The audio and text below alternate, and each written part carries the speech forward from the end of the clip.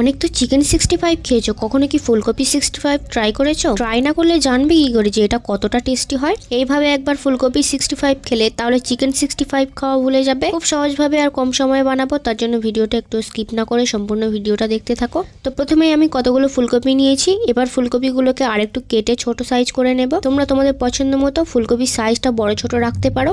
আমি সবগুলো ফুলকপিকে কেটে নিয়েছি, এবারে এগুলোকে একটা প্লেটে তুলে নেব। তারপর ফুলকপিগুলোকে সেদ্ধ করে নেব। একটা পাত্রে পরিমাণ মতো পানি দিয়েছি, এবার 1 চামচ নুন দিয়ে ফুলকপিগুলোকে সেদ্ধ করে নেব। এদিকে একটা পাত্রে বেসন নিয়ে নেব 4 চামচ, সাথে 2 চামচ ময়দা আর হাফ চামচ নুন দিয়ে দিলাম। তোমরা চাইলে সবকিছুর পরিমাণটা বাড়িয়ে বা কমিয়ে নিতে পারো। হাফ চামচ হলুদ গুঁড়ো, হাফ চামচ ঝালের গুঁড়ো আর হাফ চামচ গোলমরিচের গুঁড়ো দিয়ে পানি দিয়ে স্মুথ একটা ব্যাটার রেডি করে নেব। দেখো ঠিক এরকম একটা ব্যাটার রেডি করতে হবে। বেসন যতটা নেবে সেই অনুযায়ী পানিটা এখানে দিতে হবে, তাই পানির পরিমাণটা আর বললাম না। তারপর সেদ্ধ করে রাখা ফুলকপিগুলোকে ব্যাটারের মধ্যে দিয়ে দেব আর ভালো করে উল্টে পাল্টে বেসনের গোলাটা ফুলকপির গায়ে ভালোভাবে মাখিয়ে নেব। দেখো আমার মাখানো কমপ্লিট। এবারে প্যানে পরিমাণ মতো গরম তেলের মধ্যে একটা একটা ফুলকপি দিয়ে দেব আর ভালোভাবে লাল লাল করে ভেজে নেব। যারা চিকেন 65 খেয়েছো তারা এই ফুলকপি 65 তৈরি করে খেয়ে দেখবে, গালে লেগে থাকবে। একবার না খেলে বুঝবে না যে এটা কতটা টেস্টি হয়। আমি উল্টে পাল্টে লাল লাল করে ফুলকপিটাকে ভেজে নিয়েছি, এবার তেল ছড়িয়ে তুলে নেব। তারপর ওই একই প্যানে সামান্য তেল রেখে এর মধ্যে সামান্য রসুন কুচি আর কিছুটা ধনেপাতা কুচি দিয়ে দিলাম। তারপর হালকা একটু ভেজে নেব রসুনের কাঁচা গন্ধটা যাওয়া পর্যন্ত। এখানে আমি হাফ চামচ কারি পাতার গুঁড়ো দিয়েছি, তবে গোটা কারি পাতাটা দিলে আরও ভালো হয়। আর হাফ চামচ হলুদ গুঁড়ো, হাফ চামচ ঝালের গুঁড়ো, হাফ চামচ জিরা আর হাফ চামচ ধনের গুঁড়ো, 2 চামচ সয়া সস, 1 চামচ টমেটো সস দিয়ে ভালো করে সব ইনগ্রিডিয়েন্টস গুলোকে ভালো করে মিক্স করে নেব। তারপর ফ্রাই করে রাখা ফুলকপির পকোড়াগুলোকে এর মধ্যে দিয়ে দেব আর ভালো করে মিশিয়ে নেব।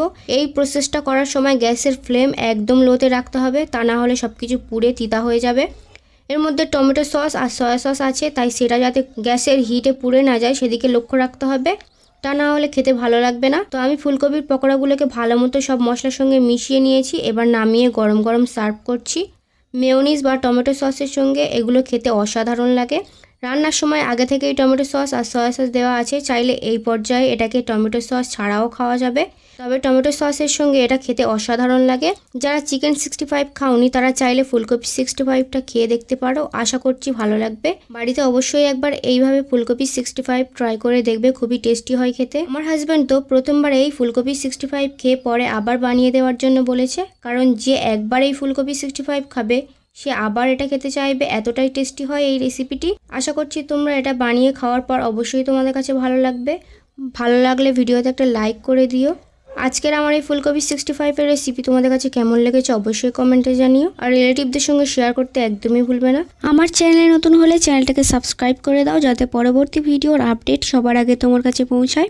দেখা হচ্ছে পরের ভিডিওতে, ততক্ষণে বাই বাই।